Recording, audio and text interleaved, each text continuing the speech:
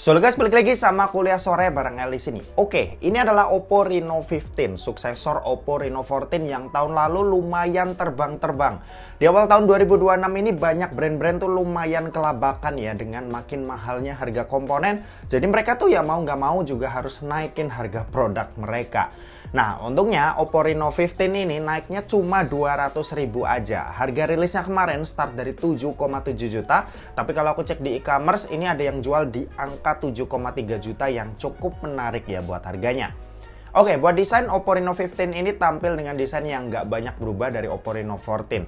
Bodinya ini masih nggak bongsor, jadi ya masih enak buat dipegang sama yang punya tangan kecil. Finishingnya ini matte, punya frame boxy yang nggak begitu tajam di ujung dan masih cukup nyaman buat dipegang. Buat modul kameranya sendiri ini glossy dan jujur aku kurang suka ya dengan sentuhan tulisan dan bintik-bintik meling yang dikasih. Di sisi atas ini ada dua buah lubang mic, air sensor, dan lubang speaker. Di sisi kanan ada tombol volume dan tombol power. Di sisi kiri ini polosan aja, sementara itu di sisi bawah ada SIM tray dual nano SIM tanpa adanya slot buat micro SD tambahan. Lalu ada lubang mic, lubang charging USB-C, dan lubang speaker lagi yang menandakan speakernya ini udah stereo. Buat IP rating ini ada IP68 dan IP69 yang menandakan smartphone ini itu udah tahan air, baik masuk ke dalam air ataupun kena semprotan water jet. Lanjut buat layar, panel yang dipakai AMOLED, resolusinya 1.5K 1256x2760 pixel dengan ukuran layar yang ada di 6,59 inci, punya 1 miliar warna dan udah support HDR10+. Ini masih spek layar yang sama ya yang dipakai di Oppo Reno 14 yang jujur kualitasnya udah cakep buat smartphone zaman sekarang. Buat refresh rate ini juga ada di 120Hz yang buat dipakai scrolling tentunya udah kerasa lebih smooth. Buat proteksi, Oppo kasih Corning Gorilla Glass 7i buat ngelindungin layarnya dari goresan. Ditambah ada screen protector tambahan juga yang udah langsung kepasang. Buat fingerprint under display yang jenisnya optikal. Buat kecepatan bacanya sih udah lumayan kenceng ya, tapi belum secepat fingerprint yang jenisnya ultrasonic. Kalau buat desain layar, Oppo Reno 15 ini punya desain layar flat yang bezelnya sama rata di keempat sisi. Meskipun nggak terlalu tipis, tapi karena ini udah sama rata, jadi dilihatnya tetap enak. Overall kualitas layar yang dikasih Oppo Reno 15 ini udah jadi salah satu yang terbaik ya buat smartphone di bawah 10 juta. Lanjut buat performa, Oppo Reno 15 ini tuh pakai chipset Snapdragon 7 Gen 4 yang punya fabrikasi 4 nanometer. Buat jenis storage sendiri ini LPDDR4X dan UFS 3.1 yang punya speed yang udah lumayan kencang. Kalau dibilang upgrade dari Oppo Reno 14 sebenarnya nggak juga, karena Dimensity 8350 di Reno 14 ternyata punya clock speed yang lebih kencang ya jika dibanding Snapdragon 7 Gen 4 di Reno 15 ini. Buat skor AnTuTu-nya sendiri dapat di angka 1,4 juta. Ini sebenarnya angka yang udah cukup tinggi ya buat smartphone kelas mid to high. Dipakai main game Mobile Legends, dapetin settingan ultra dengan frame rate ultra. Di game ini itu bisa lancar mulus tanpa kendala sama sekali dan bisa dapetin 120 fps-nya dengan cukup stabil. Selama aku pakai buat push rank sih nggak ada kendala sama sekali ya, bener-bener lancar dan udah nyaman banget buat dipakai. Lanjut buat PUBG Mobile, di settingan smoothnya ini bisa dapat frame rate extreme plus yang artinya smartphone ini itu bisa mentok dapetin 90 fps. Ketika dimainin FPS sih stabil banget ya di 90 fps-nya. Mungkin kalau settingan ultra extreme kebuka harusnya HP ini masih bisa sih jalan di 120 fps. Buat gyroscope ini jenisnya juga udah hardware yang bikin pengalaman mainnya makin tambah asik lagi. Kalau buat Genshin Impact langsung aja kita sikat ke highest-nya dan alhasil FPS rata-rata ini ada di 40-an FPS ketika lagi main dan udah cukup banget ya buat kalian pakai. Kalau mau pengalaman yang lebih oke lagi sih bisa pakai settingan yang lebih rendah biar FPS yang didapat juga jadi lebih tinggi.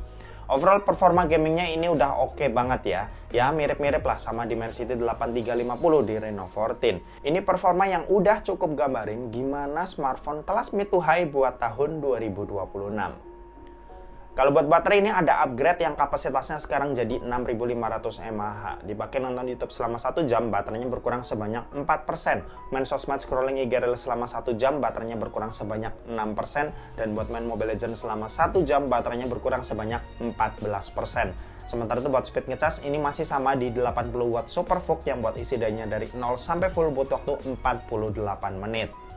Buat konektivitas, Oppo Reno 15 ini mendukung Wi-Fi 6, Bluetooth-nya versi 5.4, support eSIM, NFC, dan IR remote, dan buat USB-nya ini yang 2.0 yang udah support OTG.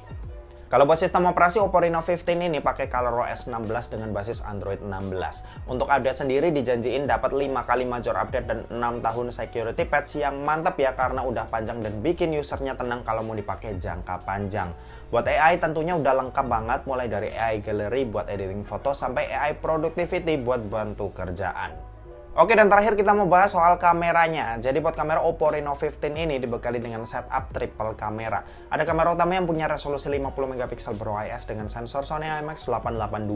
Lalu ada kamera ultrawide 8 megapiksel dan ada kamera tele 3,5 kali optical zoom yang punya resolusi 50 megapiksel dengan sensor Samsung GN5. Sementara itu buat kamera di bagian depan ini resolusinya 50 megapiksel yang pakai sensor Samsung GN5. Nah, buat hasil jepretannya ini punya karakter yang masih sama ya kayak Reno 14 tahun lalu yang cenderung warm. Terus punya sharpening yang cukup kuat dan kontras juga yang cukup tinggi. Kalau buat kualitas gambarnya sih udah cukup oke buat smartphone di harga 7-8 jutaan. Dynamic range-nya ini kerasa luas, detailnya cukup bagus dan punya warna yang cukup keluar tapi masih dalam batas wajar alias nggak terlalu lebay. Nah, sisa-sisinya kalian bisa cek aja dari hasil foto-foto dan video berikut ini.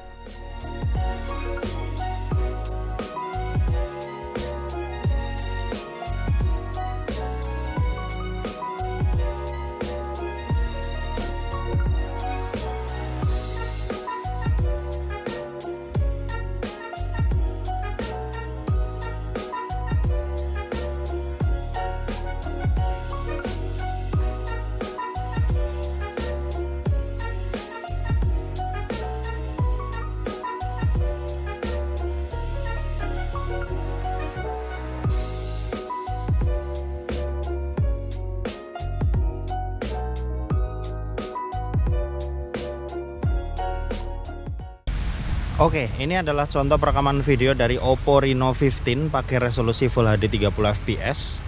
Di resolusi ini kita bisa pindah-pindah lensa secara langsung, dan buat perpindahan lensanya kalian bisa lihat lah ya, ini cukup kerasa smooth tuh, lumayan.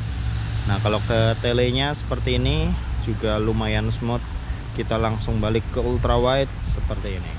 Nah, ini kalau dipakai jalan dia udah stabil ya, meskipun ada fitur ultra steady, tapi aku rasa sih nggak perlu dipakai karena ini udah cukup stabil. Nah, kalau Full HD 60 fps ke atas dia udah nggak bisa pakai lensa ultra wide.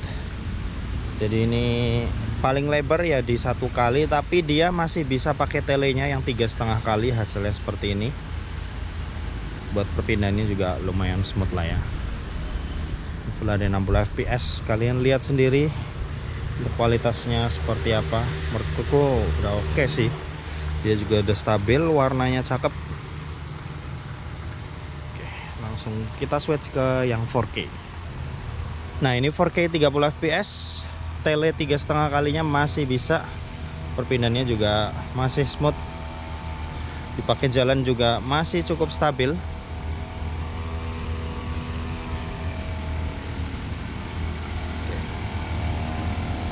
Dan ini 4K 60 fps, telenya juga masih bisa.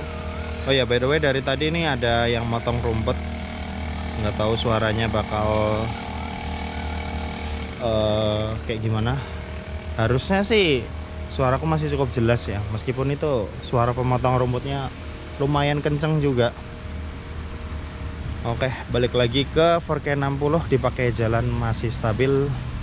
Kualitasnya juga masih oke. Ya, paling minus di lensa ultrawide yang cuma terbatas di Full HD 30 ya, tapi sisanya perekamannya sih udah oke banget. Kalau buat kamera depan langsung aja kita ke raja terakhir, yaitu 4K 60.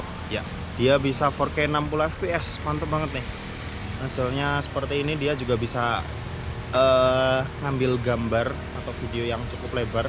Ini di 0,6 kali ya, kalau misal tangan lurus seperti ini. Untuk kelihatan lengannya. Ini lebar banget sih, mantap. Buat dynamic range seperti ini by the way, biru langitnya emang lagi nggak ada, tapi sih agak kurang ya buat dynamic range. Tapi ya fokus ke wajah masih cukup oke sih. Kalau dipakai jalan seperti ini. Oh ya, kualitas mikrofon kalian juga bisa nilai sendiri. Oke, gitu aja, kita balik ke studio. Yuk. Oke, kesimpulannya buat HP yang harganya ini mulai dari 7 jutaan, aku rasa Oppo Reno 15 ini ngasih opsi yang oke ya buat smartphone tahun 2026. Kalau misal kalian udah pakai Reno 14, aku sih nggak saranin buat upgrade karena upgrade-nya itu nggak begitu signifikan dan ada downgrade juga dari sisi performance. Cuma kalau kalian pakai HP lain dan dirasa perlu ganti HP yang lebih bagus, ya Oppo Reno 15 ini jadi salah satu opsi yang paling oke lah buat di tahun 2026 ini, mengingat harga HP tuh lagi mahal.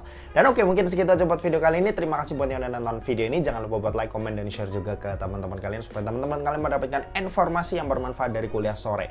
Oke, terima kasih buat yang udah nonton video ini sampai habis dan sampai jumpa di kuliah selanjutnya. Bye-bye.